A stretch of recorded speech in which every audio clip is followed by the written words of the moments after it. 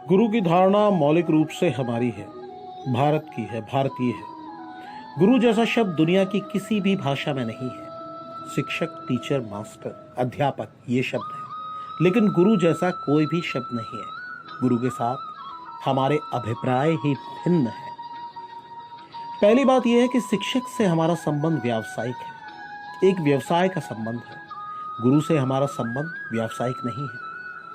आप किसी के पास कुछ सीखने जाते हैं, ठीक है, लेन देन की बात है। आप उससे कुछ भेंट कर उससे सीख लेते हैं, बात समाप्त हो जाती है। ये व्यवसाय है। एक शिक्षक से आप कुछ सीखते हैं, सीखने के बदले में उसे कुछ दे देते हैं, बात वहीं खत्म हो जाती है। गुरु से जो हम सीखते हैं उसके बदले में कुछ भी नहीं दिया जा सकता, कोई उपाय देने का नहीं है, क्योंकि जो गुरु देता है उसका कोई मूल्य नहीं है। जो गुरु देता है उसे चुकाने का कोई उपाय नहीं है, उसे वापस करने का कोई उपाय नहीं है, क्योंकि शिक्षक देता है सूचनाएं, जानकारियां और गुरु देता है अनुभव। ये बड़े मजे की बात है कि शिक्षक जो जानकारी देता है जरूरी नहीं है कि वो जानकारी उसका अनुभव हो, ये बिल्कुल भी आवश्यक नहीं है।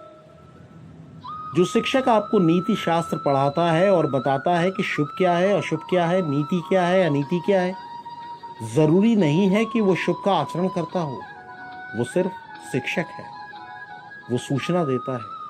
और गुरु जो कहता है वो सूचना नहीं है, वो उसके जीवन का आविर्भाव है, अनुभव है। हम बुद्ध को, महावीर को और कृष्ण को गुरु कहते हैं। गुरु का अर्थ यह है कि वो जो कह रहे हैं उन्होंने उसे जिया है, सिर्फ जाना नहीं है। जानने वाले तो बहुत गुरु हैं, वो गांव गांव में है, यूनिवर्सिटी उनसे भरी हुई है। वो शिक्षक हैं, गुरु नहीं। जो कुछ जाना गया है वो उन्होंने संग्रहित किया है, वो ही आपको दे रहे हैं। वो केवल माध्यम है। उनके पास अपना कोई अनुभव नहीं है, अपना कोई स्रोत नहीं है, वो उधार लेते हैं। वो जो भी कुछ दे रहे हैं उन्होंने कहीं से पाया है, उन्हें किसी और ने दिया है। वो बीच के पुल हैं जिनसे जानकारियां यात्राएं करती हैं। एक पीढ़ी जब मरती है तो जो भी कुछ उस पीढ़ी ने जाना है या वो जानती है वो दूसरी पीढ़ी को दे जाती है। इस देने के काम में शिक्षक बीच का काम करता है, बीच के पुल का काम करता है। अगर बीच में शिक्षक न हो तो पुरानी पीढ़ी नई पीढ़ी को सिखा नहीं सकती कि उसने क्या जाना। पुरानी पीढ़ी ने जो भी अनुभव किया, जो भी जाना है, जो भी ज्ञान अर्जित किया है, वह शिक्षक नई पीढ़ी को सौंपने का काम करता है। जो पुरानी पीढ़ी ने जाना है उसको सौंपने का काम गुरु नहीं करता। जो स्वयं उसने अनुभव किया है गुरु वो देता है। और ये जो स्वयं अनुभव किया है इसे सौंपने का सूचना की तरह का कोई उपाय नहीं है। इसे तो जीवन की विधि के रूपांतरण से ही दिया जा सकता है। एक शिक्षक के पास से हम ज्ञानी होकर लौटते हैं, ज्यादा जानकार होकर लौटते हैं, लर्नेड होकर लौटते हैं। एक गुरु के पास हम रूपांतरित होकर लौटते हैं। गुरु के पास जब पुराना आदमी जाता है तो वो वहीं मर जाता है, एक नए आदमी का जन्म होता है। गुरु के पास जब हम जाते हैं तब हम वही नहीं लौट सकते। अगर हम गुरु के पास गए, गुरु के पास जाना कठिन मामला है, लेकिन अगर हम गुरु के पास गए हों तो जो जाता है वो फिर कभी वापस नहीं लौटता, वापस दूसरा ही आदमी लौटता है। शिक्षक के पास जब हम जाते हैं और जाना बहुत आसान है तो हम वही लौटते हैं जो हम गए थे। थोड़े और समृद्ध होकर लौटते हैं, थोड़ा सा और ज्यादा जानकर लौटते हैं। हम जो थे उसी में शिक्षक जोड़ देता है, एडिशन करता है। हम जो थे उसी में थोड़े रंग रूप लगा देता है, वस्त्र उड़ा देता है। हम जो थे उसमें और शिक्षक के द्वारा हम जो निर्मित होते हैं, दोनों के बीच में कोई डिसकंटिन्यूटी, कोई गैप, कोई खाली जगह नहीं होती। गुरु के पास जब हम जाते हैं तो जो हम थे और वो आदमी जो हम लौटते हैं वो कोई और आदमी हो जाता है।